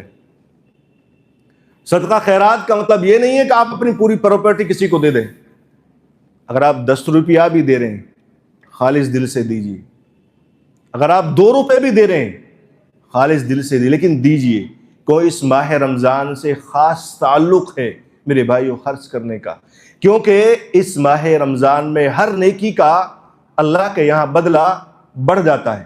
عام دنوں میں جو کم ہوتا ہے اس رمضان میں 70 گنا تک اللہ تعالیٰ اس کو بڑھا دیتا ہے۔ اس لیے خوب صدقہ خیرات کیجئے اور زکوٰۃ کا منظم سسٹم بنائیے۔ نوجوان بھائیوں، آپ اپنے محلے میں، مسجدوں میں جو زکوٰۃ کے مستحق لوگ ہیں ان تک زکوٰۃ پہنچائیے۔ دیکھیے جو زکوٰۃ ہے بہت سے مسلمان بھائیوں پر فرض ہوتی ہے، لیکن یا تو ان کے پاس نظام نہیں ہے۔ یہ بہت سے لوگ کہتے ہیں کہ شیخ کس کو دے زکوٰۃ، کوئی لینے کے لیے تیار نہیں ہے۔ ایک نظام بنائیے اور زکوٰۃ کا پیسہ مال جمع کیجیے، اور اس کو پھر آپ اپنے قریب میں، سب سے پہلے حق کس کا بنتا ہے؟ آپ کے رشتہ داروں کا۔ سب سے پہلے اللہ کے نبی صلی اللہ علیہ وسلم بتایا ہے کہ سب سے پہلے آپ جس کی ہیلپ کریں گے، رشتہ داروں میں اگر غریب ہے، کوئی بیوہ ہے، مسکین ہے، ان کی مدد کریں گے۔ ان میں نہیں ہے، اپنے گاؤں بستی قریب میں، علاقے میں سب سے زیادہ قریب دیکھیں گے، انہیں کی آپ مدد کریں گے اپنے صدقہ خیرات کے ذریعے سے۔ دوسری بات آپ یاد رکھیے، بہت سے مسلمانوں کے یہاں اگر انہوں نے کسی رشتہ دار کو زکوٰۃ دے دی یا اس کو کوئی مدد کر دی، تو اب کوئی معاملہ آیا تو وہ ایک وقت میں ان کو تانا دیتے ہیں، ارے تو ہمارے زکوٰۃ کے مال پہ پل رہا ہے، ارے تو بولتا ہے۔ میرے بھائیو، یہ بہت گندی عادت ہے، یہ بہت بیکار، بہت بڑا گناہ کا کام۔ آپ نے اپنے عمل کو ضائع کر دیا ہے۔ اگر آپ کسی کی 10 روپے کی مدد کر رہے ہیں، اللہ کے لیے کیجئے، تانا نہ دیجئے۔ یہ نہ کہ فلاں شخص نے اتنی زکوٰۃ دے دی، دیکھیے کتنا عظیم آدمی، بڑا آدمی، کیا فائدہ ہوا؟ چلیے یہاں کے لوگ آپ کو سال 2 سال یاد رکھ لیں گے، چلو 10 سال یاد رکھ لیں گے، بھائی اس نے اس سال میں اتنا لاکھ روپے زکوٰۃ میں فلاں شخص کو دے دی۔ چلو آپ 60 سال یاد رکھ لیں گے، اس کے بعد انسان چلا جاتا ہے، بھول جاتے ہیں لوگ، کوئی یاد نہیں رکھتا ہے۔ کیا فائدہ ہوا آپ کو؟ دنیا میں کوئی فائدہ نہیں، اور آخرت کا بھی فائدہ ایسے انسان ختم کر دیتا ہے۔ اس لیے جو بھی آپ کام کریں، کم کریں لیکن خالص دل سے کریں، اور صدقہ خیرات ضرور کریں۔ دیکھیں اپنے محلے میں، گاؤں میں جو بیوائیں ہیں، جن کے یہاں سحریوں کا انتظام نہیں ہے، جن کے یہاں میرے بھائیو افطاریوں کا انتظام نہیں ہے، آپ سب کی، ہم سب کی ذمہ داری ہے کہ ان کے یہاں خاموشی کے ساتھ، پیار کے ساتھ یہ تمام چیزیں پہنچائیں، اور تمام چیزیں مدد کے ذریعے ان تک پہنچانے کی کوشش کریں۔ جن کے یہاں عید کے لیے کپڑے نہیں ہیں، یہ رمضان ہمیں ایک مسلمان کے دوسرے مسلمان پر جو حقوق ہیں وہ بھی یاد دلاتا ہے۔ آپ نے تو اچھا کپڑا لے لیا، برانڈیڈ کپڑا لے لیا، آپ نے شو روم میں چلے گئے، لیکن کیا کبھی آپ نے غور کیا کہ آپ کے پڑوس میں کوئی بیوہ خاتون تھی، اس کے بچے بھی تھے، آپ نے اس کا خیال کیا؟ خیال کرنا چاہیے۔ یہ مسلمانوں کا ایک دوسرے مسلمان پر حق ہے جو ہم نے بھلا دیا ہے۔ اللہ کے عذاب ہمارے اوپر اسی طریقے سے مختلف انداز میں آ رہے۔ صدقہ کرنا میرے بھائیو بہت سی بلاؤں کو دور کرتا ہے۔ اب اگر آپ کے یہاں کوئی بیمار ہے، صدقہ کیجئے، شفا ملے گی انشاءاللہ۔ اگر آپ کے کاروبار میں ترقی نہیں ہو رہی ہے، صدقہ کیجئے خاموشی سے، 10 روپے کیجئے، آپ کے کاروبار میں انشاءاللہ ترقی شروع ہو جائے گی۔ آپ کی زندگی بے ترتیب چل رہی ہے، آپ کوشش کیجئے 2 روپے کر کے ایک ڈبہ جمع کیجئے، اس میں 2 روپے ڈالیے، زیادہ نہ، صدقے کے نام سے، خالص دل سے، انشاءاللہ آپ کا ہر معاملہ اللہ حل کرے گا۔ یہ صدقے کی طاقت ہے میرے بھائیوں کہ جو بڑے بڑے بیماروں کو خالص دل سے جس نے صدقہ کیا ہے، ان کی بیماریوں کو شفا میں بدل دیتا ہے۔ لیکن ہمیں اس صدقے کی اہمیت کو اور اس کے طریقے کو سمجھنا ہے، اور اخلاص کے ساتھ دینا ہے، ریاکاری سے اپنے آپ کو دور رکھنا ہے۔ آخری بات میں آپ کو بیان کر دوں، ماہ رمضان میرے بھائیو آخری عشرے میں لیلۃ القدر آتی ہے، اس کا خاص اہتمام کریں۔ اللہ کے نبی صلی اللہ علیہ وسلم اس آخری رات میں کیا کرتے تھے، بلکہ اس رات کی فضیلت کیا ہے؟ لیلۃ القدر خیر من الف شہر، کہ یہ لیلۃ القدر جو آخری عشرے کی طاق راتوں میں تلاش کرتے تھے، اسلاف تلاش کرتے تھے۔ آج بھی آپ دیکھیں گے حرمین میں الحمدللہ لوگ عبادتوں میں مشغول رہتے ہیں، کسی کو کسی سے کوئی تعلق نہیں ہے، کوئی ادھر پڑھ رہا ہے۔ ایک عربی کے بارے میں آپ کو بتاؤں، اس کے پیروں میں بہت زیادہ پریشانی تھی۔ چند دن پہلے جب میں سعودی عرب سے آیا انڈیا، تو ایک مسجد میں ریاض میں بیٹھے ہوئے تھے، ایسے مسجد تھی جیسے آپ کی مسجد ہے، اور ایک کھمبے کے پاس ٹیک لگا کر ایسے قرآن کھولا ہوا سامنے، وہ قرآن پڑھ رہے ہیں دھیرے دھیرے، اور میرے بھائیوں پیر کام نہیں کر رہے ہیں، پٹی لگی ہوئی ہے، شاید پیروں میں شل ہو گئے, ان کے پیروں میں کوئی بیماری تھی بڑی, اور قرآن رکھا ہوا ہے, پٹی لگی ہوئی ہے, پڑھ رہے ہیں قرآن اور رو رہے ہیں, تیز نہیں, بلکہ ہم نے جب دیکھا تھوڑا سا ان کو کہ آنکھوں سے آنسو جاری ہو رہے ہیں, قرآن پڑھ رہے ہیں, بیمار ہیں, پریشان ہیں, پیر ختم ہو گئے ہیں, لیکن اس کے باوجود میرے بھائی قرآن کی تلاوت کر رہے ہیں, کیونکہ وہ لوگ تو قرآن سمجھتے ہیں, قرآن کے مفہوم کو سمجھتے ہیں. تو ہمارے یہاں ہم صحت مند ہیں, اللہ نے ہٹے کٹے بنائے ہیں, طاقت ہے, کوئی بیماری بھی نہیں ہے, ہم اللہ کے یہاں کچھ دینے کے لیے تیار نہیں ہوتے, وقت نہیں ہے ہمارے پاس. تو میرے بھائیو, اگر جو باہر رہتے ہیں, آپ لوگوں میں سے الحمدللہ خلیج میں بہت سے لوگ رہتے ہیں, آپ ان سے پوچھئے, کم از کم ہمیں سیکھنا چاہیے ان لوگوں سے کہ جو صحیح اسلام کو سمجھتے ہیں. کیا وہاں قبریں ہیں؟ کیا وہاں پوجا کرنے والے ہیں؟ کیا وہاں تیجا فاتحہ کرنے والے ہیں, درود کرنے والے ہیں؟ اگر ہوتے تو وہاں ضرور ہوتے, کیونکہ اسلام کی شروعات وہاں سے ہوئی, پیغمبر وہاں آئے, پیغمبر ہم میں نازل نہیں ہوئے, پیغمبر تو عرب کے یہاں نازل ہوئے, بے عظیم لوگ تھے وہ, پیغمبر اللہ نے انتخاب کیا, اہل عرب سے انتخاب کیا. ان کے یہاں میرے بھائی اس ماہ رمضان میں اتنا اہتمام ہوتا ہے کہ سونے کا ٹائم الگ بنا ہوا ہے, قرآن کی تلاوت کا الگ بنا ہوا ہے. اسی طریقے سے قرآن پر غور کرنے کا, قرآن کے دروس کا الگ ٹائم بنا ہوا ہے, اس میں بھی وہ لوگ بیٹھتے ہیں, شور شرابہ نہیں کرتے ہیں, بلکہ ایک انتظام کے ساتھ, ترتیب کے ساتھ وہ اس ماہ رمضان کو گزارتے ہیں. آخری عشرے میں ہمیں ضرورت ہے کہ ہم زیادہ سے زیادہ کوشش کریں اس آخری رات کو تلاش کرنے کی.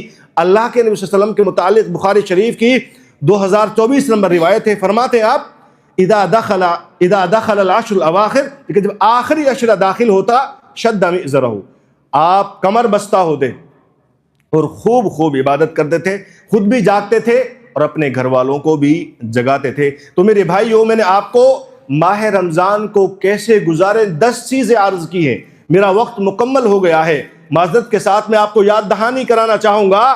سب سے پہلے کہ آپ نیتوں کو درست کیجئے نوجوان بھائیو, اس کے بعد آپ اللہ کا شکریہ لائیے جب رمضان میں داخل ہوں, اللہ نے مجھے رمضان کا مہینہ عنایت فرمایا ہے, توبہ کیجئے, استغفار کیجئے, اللہ سے اپنا معاملہ اللہ کے سامنے رکھ دیجئے.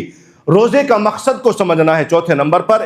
اسی طریقے سے میرے بھائیو, قرآن سے اپنے تعلق کو زیادہ جوڑنا ہے, قرآن کو وقت دینا ہے, قرآن کو پڑھنا ہے, اور تراویح میں زیادہ سے زیادہ آرام سے قرآن پڑھیے. ضروری نہیں ایک پارہ پورا کریں, جتنا آپ پڑھ پا رہے ہیں اس حافظ صاحب پر زور نہ ڈالیں کہ نہیں ہمیں 2 ہی پارہ پڑھائیے, نہیں, آرام سے پڑھیے. تراویح کے بعد آپ قرآن مکمل کیجئے, لیکن وہ تراویح میں پڑھیں جتنا آرام سے خوش و خضوع کے ساتھ پڑھیے. اسی طریقے سے نمازوں کا اہتمام کیجئے, زیادہ سے زیادہ دعائیں کریں, اور 8 نمبر پر مسجدوں میں زیادہ رہنے کی کوشش کریں اس ماہ رمضان میں. اسی طریقے سے صدقہ خیرات کریں, اچھے دل سے, خوش دل سے, اچھی نیت سے, اور آخری عشرے کو زیادہ سے زیادہ تلاش کرنے کی کوشش کریں. اس میں اللہ کے نبی صلی اللہ علیہ وسلم عبادات کو زیادہ بڑھا دیا کرتے تھے. تو میرے بھائیوں, یہ چند چیزیں آپ کے سامنے عرضی کی گئی ہیں. آخر میں اللہ رب العالمین سے دعا کرتے ہیں, رب العالمین ہم تمام مسلمانوں کو اس ماہ رمضان کی قدر کرنے کی توفیق سے نوازے. رب العالمین, یہ ماہ رمضان آ رہا ہے, رب العالمین ہمیں تو توفیق دے کہ ہم اس ماہ رمضان سے زیادہ فائدہ اٹھا سکیں. اللہ تعالی ہمارے درمیان میں جو بیمار ہیں, اللہ تعالیٰ تو ان کو شفائے عاجلہ کاملہ مرحمت فرما. رب العالمین جو ہمارے درمیان میں مقروض ہیں, جن کے اوپر قرض ہے, اللہ تعالیٰ ان کے قرض کو تو آسانی سے مکمل فرما. رب العالمین ہم جب تک زندہ رہیں, اسلام پر زندہ رہیں, ہمارا خاتمہ بالخیر فرمائے, آمین. وآخر دعوانا ان الحمد للہ رب العالمین. السلام علیکم ورحمۃ اللہ وبرکاتہ.